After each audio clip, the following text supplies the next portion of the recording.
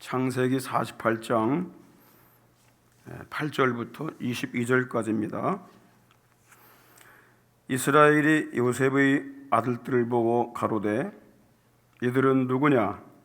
요셉이 그 아비에게 고하되 이는 하나님이 여기서 내게 주신 아들들이니이다.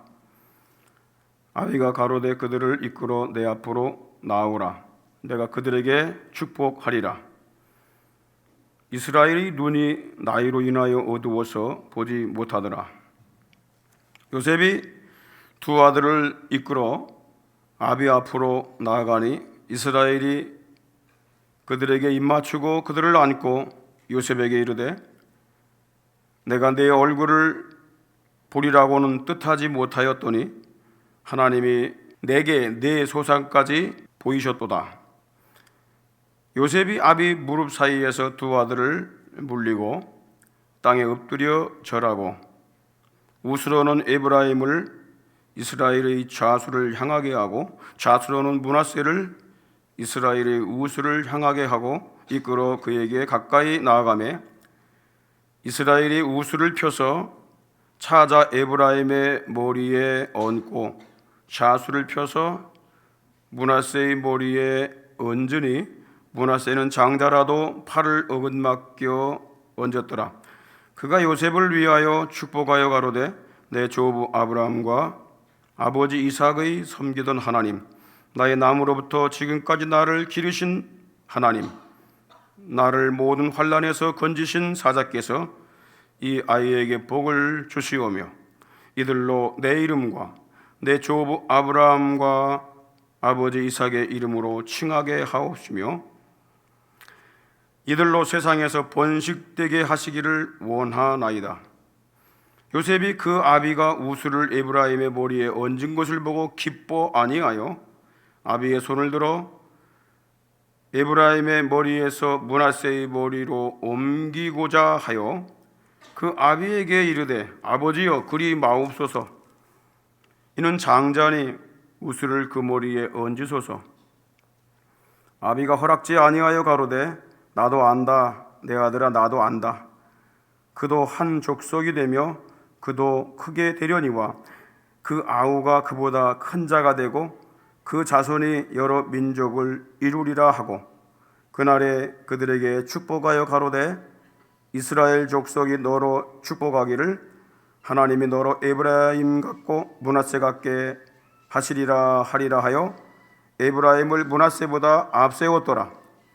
이스라엘이 요셉에게 또 이르되 나는 죽으나 하나님이 너희와 함께 계시사 너희를 인도하여 너희 조상의 땅으로 돌아가게 하시려니와 내가 내게 내 형제보다 일부를 더 주었나니 이는 내가 내 칼과 활로 아모리 족속의 손에서 빼앗은 것이니라.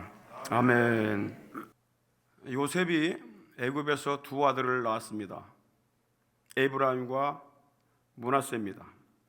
요셉의 부인은 애굽의 이교도 제사장의 딸입니다. 그래서 그를 통해서 낳은 이 두 아들은 애굽 시민입니다. 태어난 그 땅의 시민이 됩니다. 그 문화에서 자란 귀족입니다. 반면에 이 야곱의 아들들 있죠. 아들들은 양과 소와 짐승을 기르고 있었기 때문에 목축업을 가증히 여기고 증오하는 애굽 사람들과 상종할 수가 없습니다. 그래서 이 야곱의 자손들이 그 아들 요셉의 초청을 받아서 그들이 애굽으로 이주했을 때에 고센이라고 하는 땅에 따로 살게 된 것도 애굽인들이 목축업을 증오했기 때문에 그런 거예요. 같이 살 수가 없습니다. 창세기 46장 34절에 보게 되면 애굽 사람은 다 뭐예요? 목축을 가증히 여겼다. 증오한 거죠. 그래서 당신들이 고센 땅에 거하게 되리이다. 따로 살게 된다는 거예요. 애굽 사람들은요, 이스라엘 백성들이 하나님께 양과 소 이런 거로 제사 드리는 것도 증오했어요. 아주 싫어했습니다. 갈수록 더 심해졌어요.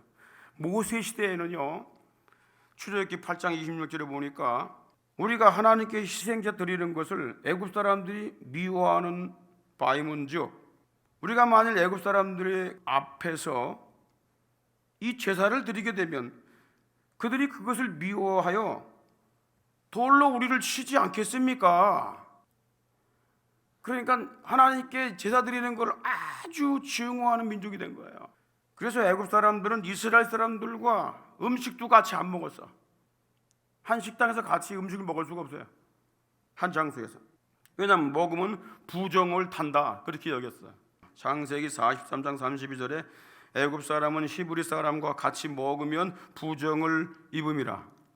부정이란 말이 뭐냐면 혐오스럽게 된다는 거예요. 자기도 같이. 그게 어떻게 상종할 수가 있습니까? 그럼에도 불구하고 야곱은 애굽에서 태어난 요셉의 두 아들 에브라임과 므낫세를 자신의 소유로 삼고 이스라엘 소유인 언약의 백성으로 삼겠다고 선언한 겁니다.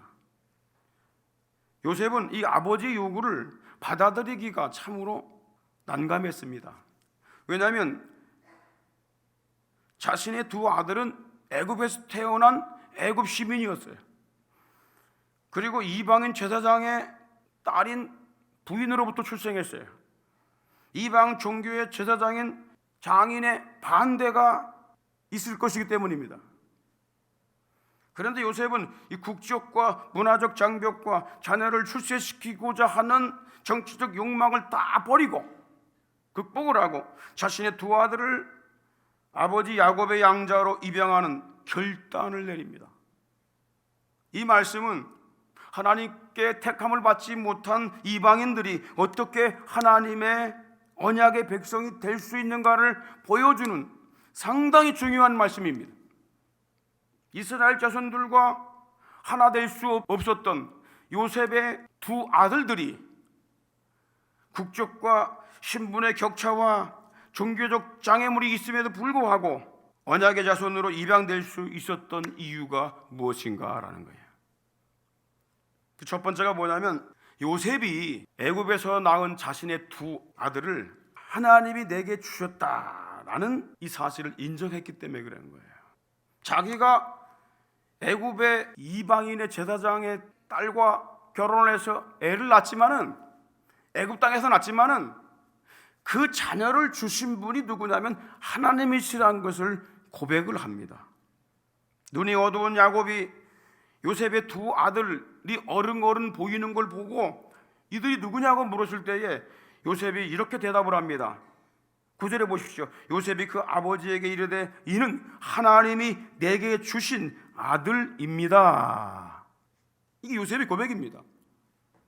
그러니까 아버지가 뭐라고 그래요? 그들을 데리고 와라. 내가 그들에게 축복하리라.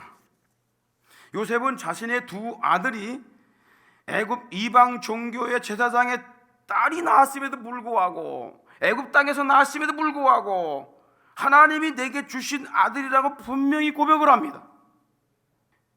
요셉이 자기의 두 아들 므낫세와 에브라임을 언약의 백성으로 삼겠다는 이 야곱의 말에 즉시 순종할 수 있었던 이유가 뭐냐면 내 자식들은 내 것이기 이전에 하나님이 주셨습니다 라고 하는 고백 때문입니다.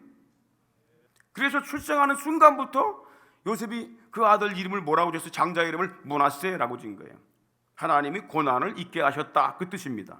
하나님이 내 고난을 잊게 하셨다라고 하는 의미로 아들 낳자마자 므낫세라고 지은 거고, 둘째 아들 에브라임을 낳았을 때도 하나님이 이 수고한 땅에서 창성케 하신다라는 뜻으로 에브라임 이렇게 지은 거예요. 하나님이 주셨기 때문에 그렇게 지은 거예요. 이름도.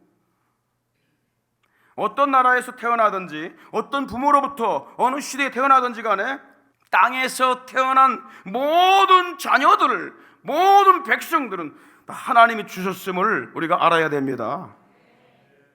북한에서 태어난 것도 하나님이 주신 것입니까? 그렇습니다. 아프리카에서 태어난 자도 하나님이 주신 것입니까? 그렇습니다. 하나님이 사람을 남자와 여자로 만드시고 땅에서 생육하고 번성하는 복을 주셨기 때문입니다.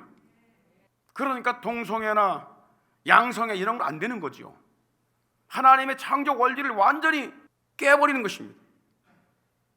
자녀의 생명과 영혼을 주신 분이 우리 하나님 아버지십니다.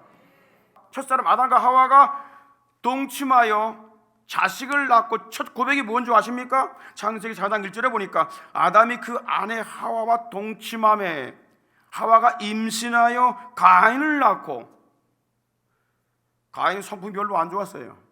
그럼에도 불구하고 가인을 낳고 내가 여호와로 말미암아 득남했다, 하나님 때문에 자녀가 생겨났다, 그렇게 말씀하고 있는 것입니다. 시편 127편 3절에 봐도 자식은 여호와의 주신 기업이요, 하나님이 주셨어요. 태의 열매는 그의 상급이로다 했습니다. 남녀가 결혼하여 자녀를 출산했다 한다면 요셉처럼 하나님이 자녀의 생명을 주셨음을 인정하고 하나님의 언약의 백성으로 키울 수 있기를 바랍니다. 두 번째, 요셉이 아버지 말에 순종하게 된 그 이유는 뭐냐면 요셉이 두 아들에게 축복 기도를 받게 해야 되겠다는 간절함 때문입니다. 아버지의 축복 기도를 받게 해야 되겠다. 요셉은 자신의 두 아들을 이교도 제사장인 장인에게 데려가지 않았어요. 우상 섬기는 제사장에게 데려가지 않았어요. 그 대신 하나님을 잘 섬기는 자기 아버지 야곱에게 데리고 왔어요. 그래서 안숙기도를 받게 한 것입니다. 아버지를 하나님의 축복의 대리자, 사자로 인정한 것입니다. 종교개혁자들은요, 부모는 하나님의 대리자다, 그렇게 인정을 하고, 그렇기 때문에 부모들은 하나님의 대리자로서 그에게 주신 자녀들을 하나님을 알도록 키우고 하나님께 축복을 받도록 키워야 될 책임이 있다는 것입니다. 12, 13절 보십시오. 요셉이 아비 무릎 사이에서 두 아들을 물리는 거란 얘기는 뒤로 물렸다고 말이에요. 왜냐하면 야곱이 두 아들을 가랑지 사이에 놓고 이렇게 안았어요. 요셉의 두 아들을.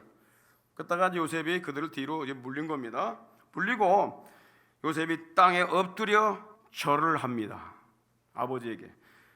그리고 우스로는 에브라임을 이스라엘의 자수를 향하게 하고, 자수로는 므낫세를 이스라엘의 우수를 향하게 하고 이끌어 그에게 가까이 나가매 했어요. 야곱이 두 아들의 머리에 손을 얹고 하나님의 백성으로 입양하는 이 축복 기도를 합니다. 그런데 15절에 보십시오. 그가 요셉을 위하여 축복하여 가로되 그랬어요. 분명히 두 아들을 붙잡고 아들을 머리 위에 손을 얹고 기도하는데 누구를 위해 기도했다고요? 요셉을 위하여 축복하여 가로되 그랬어요. 요셉의 두 아들에게 축복 기도한 것은 누구에게 한 거예요? 요셉에게 축복 기도를 한 것이다, 그 말이에요. 여러분, 자식이 하나님의 은혜를 받고 잘 되는 것은 부모에게 축복임을 알아야 합니다. 요셉이 애굽의 총리로 높아졌잖아요. 그러니까 그 아버지 야곱도 바로왕 앞에서 존귀하게 된 겁니다. 자녀가 존귀하게 되면 부모에게도 영광이 된다는 사실입니다. 그러나 자식이 하나님을 모르면, 범죄자로 빠지게 되면 부모에게도 수치와 부끄러움이 되는 거예요. 그것으로 끝나지 않습니다. 자녀를 하나님 앞으로 인도하지 않으면 하나님이 주신 귀중한 영혼을 죄악과 영원한 지옥불에 떨어지도록 방치하는 것입니다. 엄청난 죄를 짓고 있는 거예요. 부모가 돼갖고 자녀를 하나님 앞으로 인도하지 않는다, 그게 가장 큰 죄입니다. 하나님을 모르게 만드는 거죠, 부모가. 부모는 포기하지 말아야 돼요. 낙심하지 말아야 돼요. 자녀가 머리가 커가면서 자꾸 이상한 길로 갑니다. 세상으로 나갑니다. 향락을 따라갑니다. 죄를 따라갑니다. 유혹 따라가고요, 유행 따라갑니다. 세상 풍속 따라갑니다. 그 길은 어디예요? 멸망길이라고 그랬어요. 그럼에도 불구하고 부모들은 포기하지 말고 낙심하지 말고 하나님의 복을 받도록 유언자 앞에 선 요셉처럼 주님 앞으로 인도해야 할 줄 믿습니다. 부모는 자녀를 언약의 백성, 천국 백성이 되도록 인도하여야 할 책임이 있기 때문에 그런 겁니다. 야곱이 요셉의 두 아들에게 어떤 축복 기도를 한 줄 아십니까? 야곱이요, 하나님을 3번을 불러요. 그리고 두 아들에게 축복 기도를 해요. 첫 번째가 뭐냐면 15절 중반절에 내 조부 아브라함과 아버지 이삭에 섬기던 하나님, 그렇게 부릅니다. 이 하나님은 어떤 하나님인가?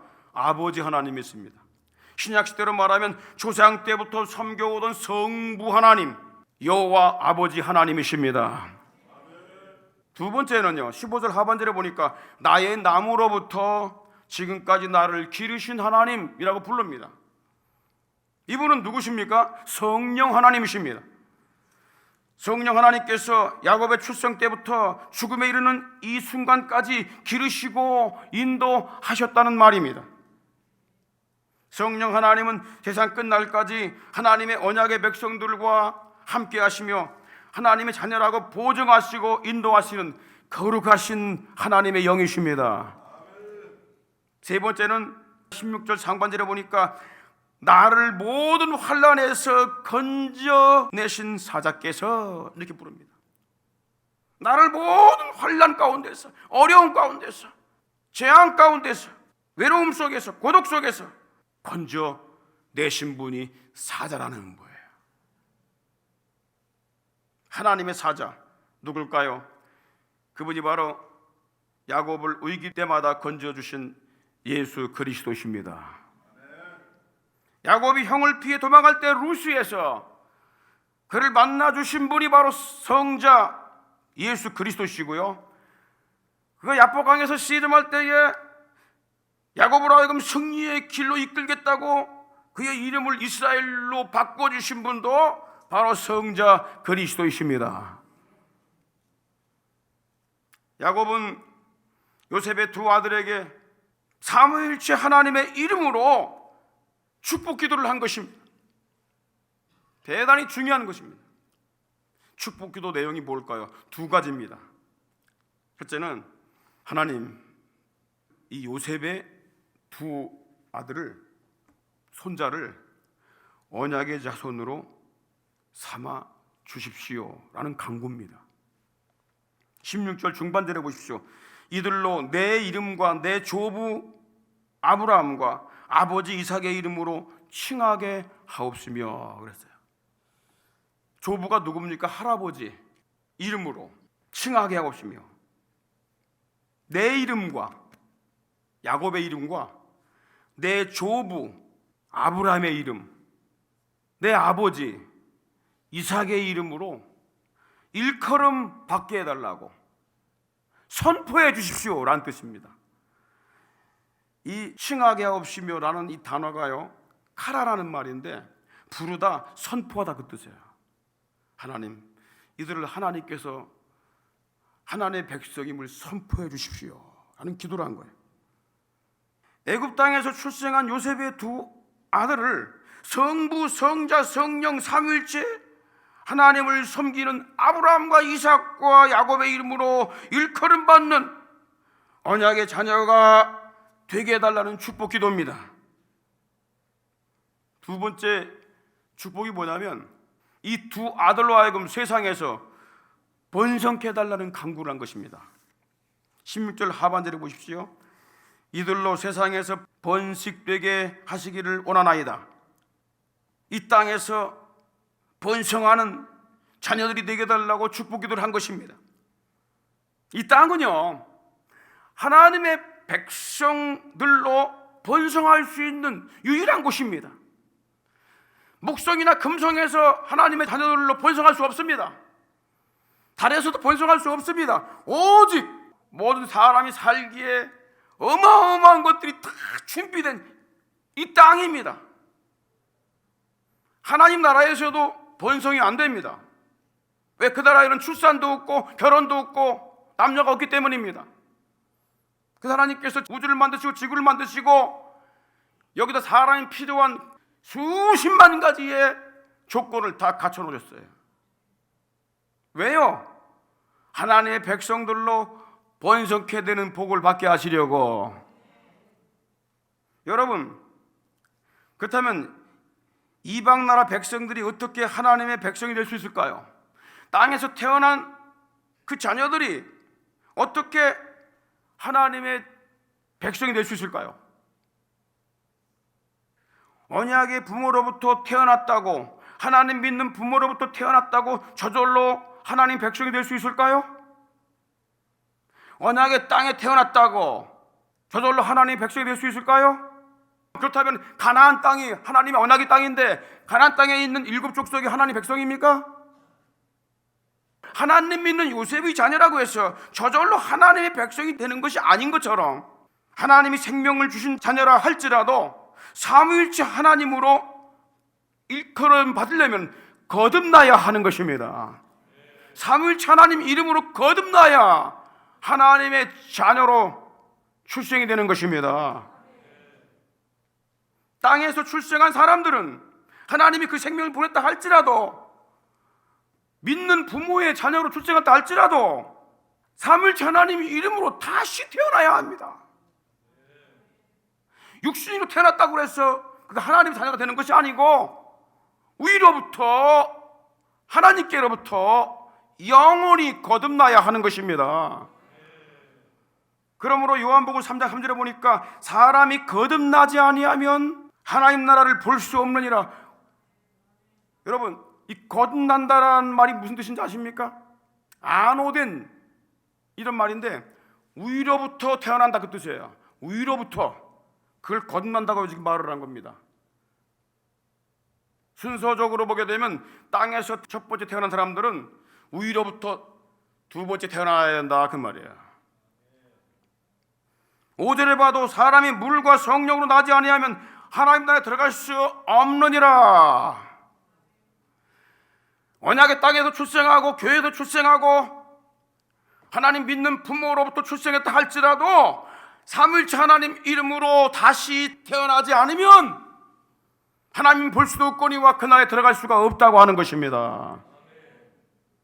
아버지 하나님이 보내신 예수 그리스도를 믿고 죄사함 받고 성령으로 거듭나야 하나님의 자녀, 하나님의 백성으로 신분이 입적되고 이양됨을 아시기 바랍니다. 그래서 예수님이 뭘 가장 기뻐하라고 하셨느냐? 너희의 이름이 하나님 나라에 기록된 것으로 기뻐하라. 요한복음 1장 12, 13절에 보니 이렇게 말씀합니다. 영접하는 자 곧 그 이름을 믿는 자들에게는 하나님의 자녀가 되는 권세를 주신다. 그 이름, 예수 이름을 믿는 자들에게는 하나님의 자녀가 되는 권세를 주신다. 이 권세는, 자녀가 되는 권세는 혈통으로나 육정으로나 사람의 뜻으로 나지 아니하는 거다라고 했어요. 혈통으로 되어지는 것도 아니고 사람 육정으로 결혼해갖고 되는 것도 아니고 사람의 뜻으로 만들어지는 것도 아니다. 오직 하나님께로서 난 자들이니라. 삼위일체 하나님의 이름을 믿고 세례받은 하나님의 백성들이 곧 그리스도의 몸이 교회임을 알아야 합니다. 마태복음 28장 19, 20절에 보십시오. 그러므로 너희는 가서 모든 족속으로 제자를 삼아라. 다시 말하면 하나님 언약의 백성을 삼아라. 어떻게? 아버지와, 아버지 하나님과 아들과 성자 그리스도와 성령 하나님 이름으로 세례를 줘야 된다는 겁니다.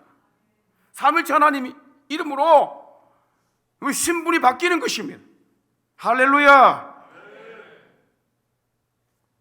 세 번째로 요셉이요, 하나님의 절대적인 주권을 인정하고 순종을 하게 됩니다. 자, 요셉이 그의 오른팔로 둘째 아들 에브라임을 이끌고 왼팔로는 첫째 아들 장자를 이끌고 침상에 앉은 아버지 앞으로 나옵니다. 요셉은요, 자기가 총리 아닙니까?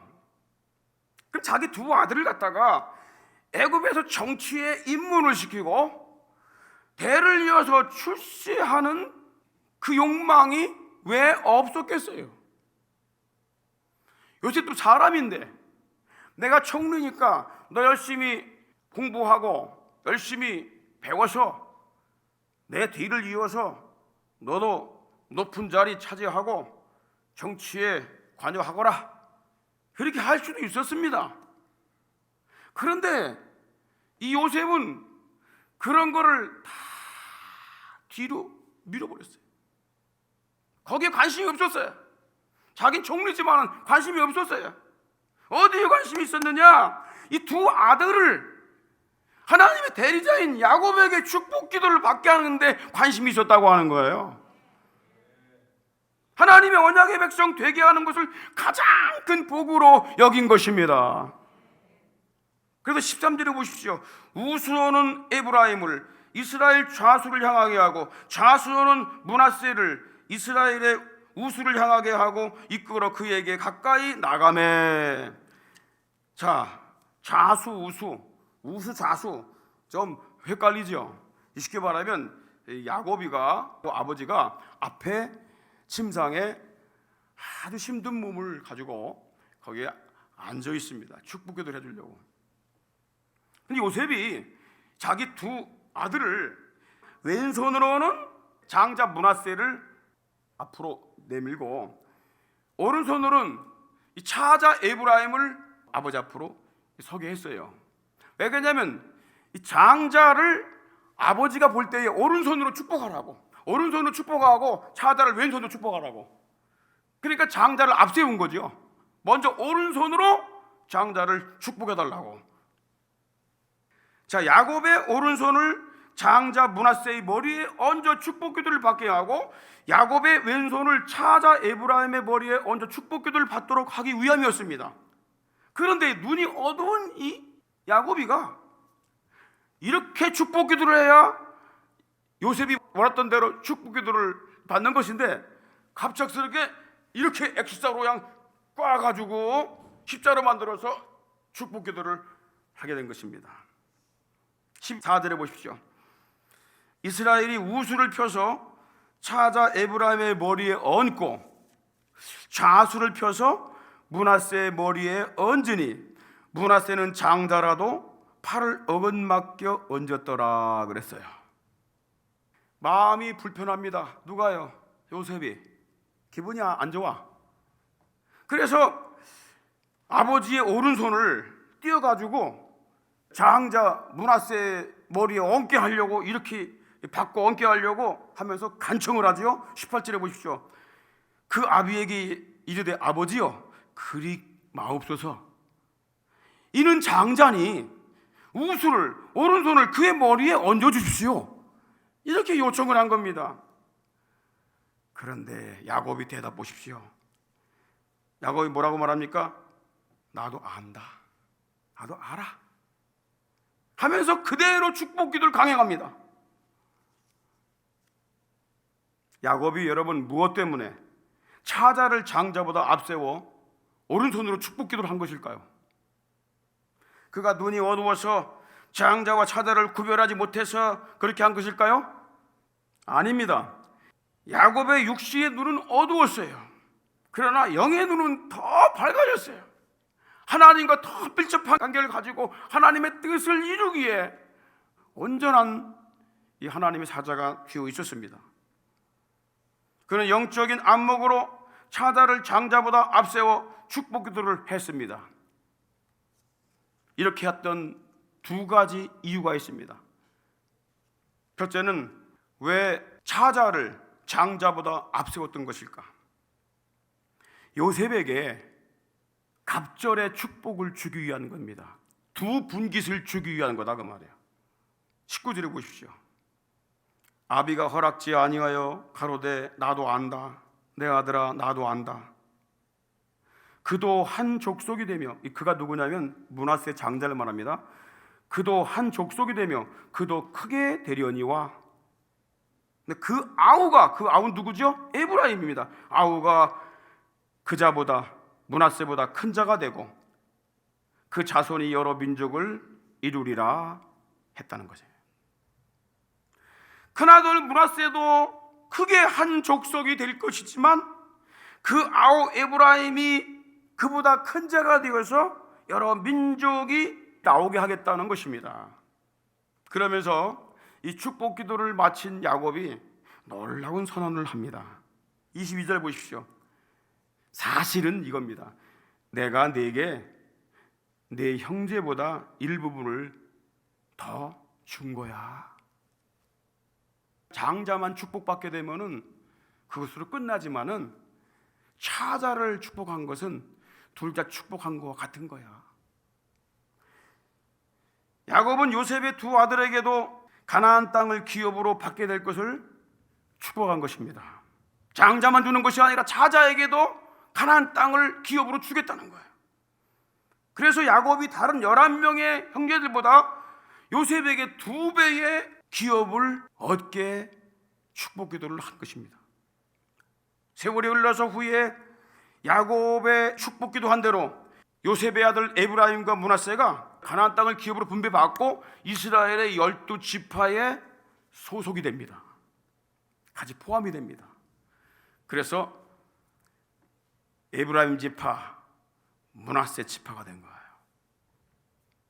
그러니까 이스라엘 백성들을 애굽으로 이주하게 하는데 큰 역할을 했던 요셉에게 야곱이 2배의 축복을 내려준 겁니다.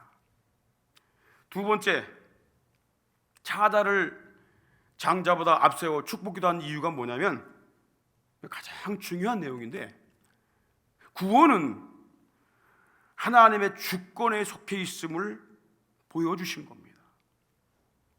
구원은 인간에 의해 정해지는 게 아니다. 혈통에 의해 정해지는 게 아니다. 인간의 방법에 의해 정해지는 게 아니다. 사람의 뜻으로 하나님의 백성이 되고 구원이 되고 그런 것이 아니다라는 걸 보여준 겁니다.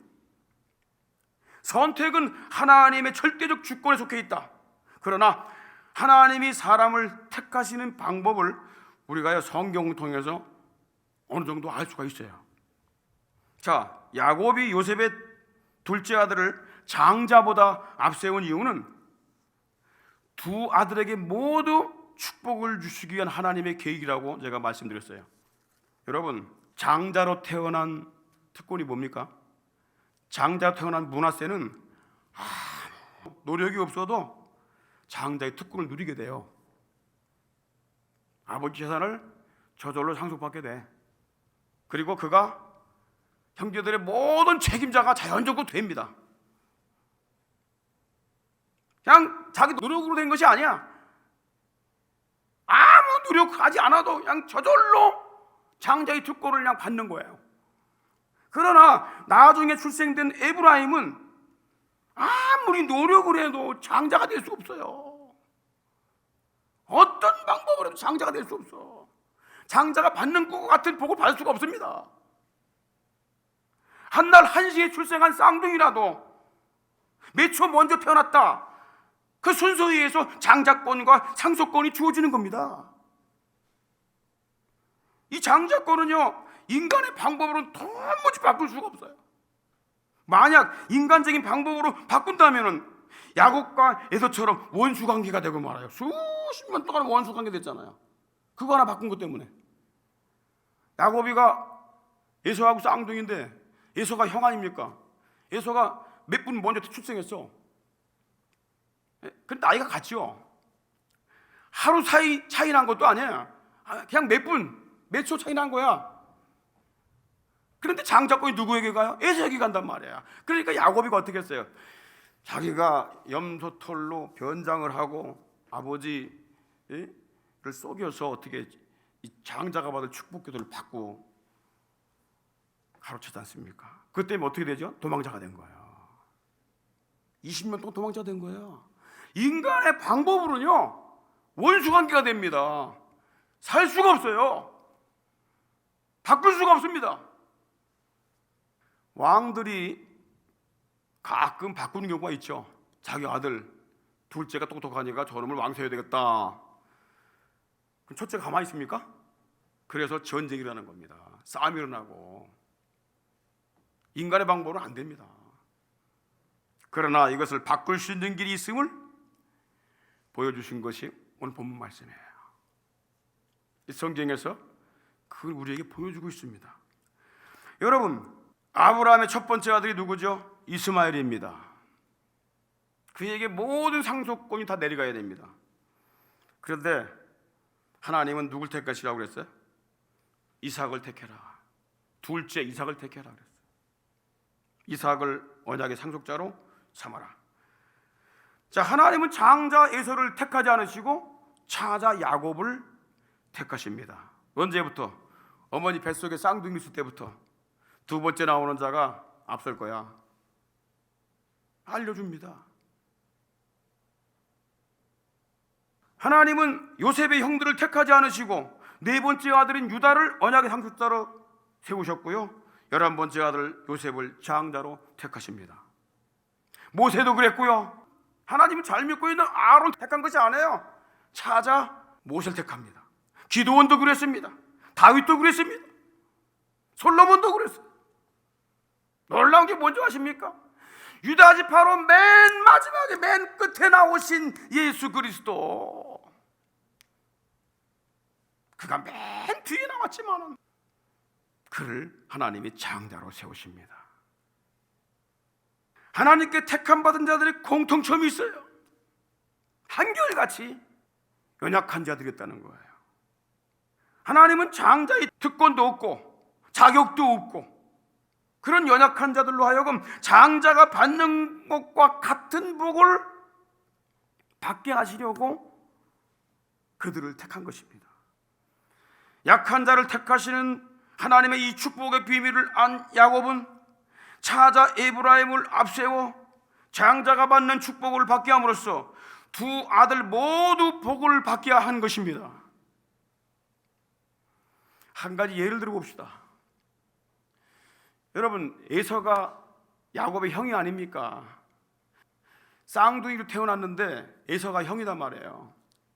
그런데 하나님이 야곱을 에서보다 앞세우고 언약의 상속자로 세웠습니다. 그러면 에서가 버림받은 것일까요? 에서는 그냥 놔둬도 아버지의 모든 그 이삭의 자산을 다 물려받습니다. 자기가 다 물려받아. 근데 야곱은 아무것도 없어. 아무것도 없어. 그런데 시간이 가잖아요. 가면서 결국은 야곱이가 하나님이 주시는 그 장자의 특권을 가지고 장자가 되는 거예요. 그러니까 둘 다 복을 받는 거예요. 이게 하나님의 지혜입니다. 이스라엘은 하나님께 택함받은 장자입니다. 그러나 하나님은 택함받지 못한 우리 같은 이방인들, 유대 백성이 아닌 이방인들, 그들을 부르셔서 장자가 받는 복을 받게 하신 겁니다. 여러분, 야곱이 요셉의 두 아들의 머리에 손을 얹을 때 이 십자로 어금맞겨 얹었다고 그랬어요. 장자나 차자나 가나안 땅을 상속받을 언약의 백성으로 삼기 위함입니다. 이와 같이 이방인들인 우리도 십자가에 돌아가신 예수 그리스도의 공로로 천국의 상속자가 되는 복을 받게 되는 것입니다. 유대인들과 같이 택함 받은 사람들이 받을 복을 이방인들도 같이 받게 하려고 이 엄청난 비밀을 우리에게 보여주신 것입니다. 에베소서 2장 12, 13절에 이런 말씀이 있습니다. 이방인들을 향하여 이렇게 말합니다. 그때 너희는 그리스도 밖에 있었고 이스라엘 나라 밖의 사람이라. 택함 받지 못한 이방인들이라 그 말이야. 약속의 언약들에 대하여 외인이요 상관이 없는 자들이다 그 말이죠. 세상에서 소망도 없고, 왜? 하나님께 뭐 택함 받지 못했으니까 소망이 없다는 얘기예요. 하나님도 없는 자였다. 하나님도 모르며 살아가는 자였다. 그런데 이제는 전에 멀리 있던 너희가 누구로 말미암아 그리스도 예수 안에서 그리스도의 피로, 그리스도의 십자가에 달리신 그 공로로 가까워졌느니라. 하나님의 언약의 백성이 되었다는 것입니다. 사랑하는 성도 여러분, 하나님이 여러분의 자녀를 생명을 주신 걸 믿으십니까? 그러면 그들을 천국의 기업을 받을 언약의 백성으로 삼도록 주님 앞으로 인도하는 복된 생이 되어야 할 줄 믿습니다. 예수 그리스도 안에서 아무리 늦게 태어나고 아무리 내가 자격이 없이 태어났다 할지라도, 연약하다 할지라도, 부족하다 할지라도, 가난하다 할지라도 하나님께서 정하신 방법이 있습니다. 예수 그리스도를 통해 장자가 받는 복을 받게 되는 줄 믿으시길 바랍니다. 모든 육체는 풀과 같고 그 모든 영광이 풀의 꽃과 같으니 풀은 마르고 꽃은 떨어지되 여호와의 말씀은 세세토록 있도다 말씀하셨습니다. 우리에게 복음을 주셔서 영원한 생명을 주셔서 영원한 하늘 소망을 주셔서 나그네와 행인 같은 인생길을 살아가면서도 하늘의 영광을 바라보며 믿음의 발걸음을 옮길 수 있도록 산 소망 주신 하나님 아버지, 감사하고 감사드립니다. 우리 대신의 가족들 산 소망을 안고 믿음의 발걸음들을 옮겨나갈 때에 거기 기쁨의 샘이 터지게 하여 주시고 하나님의 영광이 드러나게 하여 주시고 믿음의 선한 역사들이 풀어지게 하여 주시기를 기도드립니다. 우리의 자녀들이 믿음으로 말미암아 하나님의 거룩한 생명으로 거듭나서 하늘의 보좌를 바라보는 믿음의 유산을 이어받게 해주시고 믿음의 거부들이 되게 하여 주시옵소서. 주님으로 만족하고 주님으로 기뻐하고 주님으로 영광을 올려드리는 귀한 가치관을 갖는 자녀들로 일으켜 세워 주시옵소서. 수많은 영혼들이 복음을 알지 못한 채 사망의 음침한 골짜기에서 영원한 지옥의 길로 가고 있는데 주님이여 영혼들을 이끌어 살릴 수 있도록 성령의 권능을 부어 주시어서 이 복음의 증인되게 하여 주시옵시고 복음의 문이 계속 열려지도록 하나님 아버지 역사해 주시옵소서. 열어주시옵소서. 주님 복음의 생명이 흐르는 우리 대신 교회에 많은 영혼들 보내어 주시고 생명의 주님을 만나게 하시고 하늘의 소망을 안고 기쁨으로 나가는 모든 발걸음들로 축복해 주시옵소서. 우리 성가대원들을 축복합니다. 주님 성령과 능력을 물붓듯 기름붓듯 부어 주시옵소서. 주일학교 우리 목사님과 모든 선생님들과 그리고 생명들을 바라볼 때 너무나도 감사하고 감사합니다. 하늘의 영광의 보좌에 소망을 두는 귀한 생명체들로 주님 구별하시고 축복하여 주시기를 원합니다. 한국 땅에 있든지 군문에 가 있든지 해외에 있든지 우리 모든 대신의 가족들을 은총의 날개 아래 보호하여 주시어서 어느 곳에 있든지 하나님의 보호와 인도함 가운데 승리하게 축복해 주시옵시며 이 한 주간도 주의 위대한 역사를 기대하오니 문을 열어주시고 길을 열어주시고 사람을 보내어주시고 주님 축복하여 주시옵소서. 지금은 우리 구주 예수 그리스도의 크신 은혜와 하나님 우리 아버지의 극진하신 사랑하심과 성령님의 감동, 감화, 충만, 교통하심이 사랑하는 모든 성도들의 심령 위에 저들의 가정들 위에와 사역과 산업들을 위해 이 땅에 주의 피로 사신 모든 교회들 위해 전 세계 복음 전선에 파송받아 다시 오실 주님의 길을 예비하며 피 묻은 십자가의 복음을 증거하고 있는 모든 선교사님들을 위해 이제로부터 영원토록 함께 하옵시기를 간절히 축원하옵나이다. 아멘.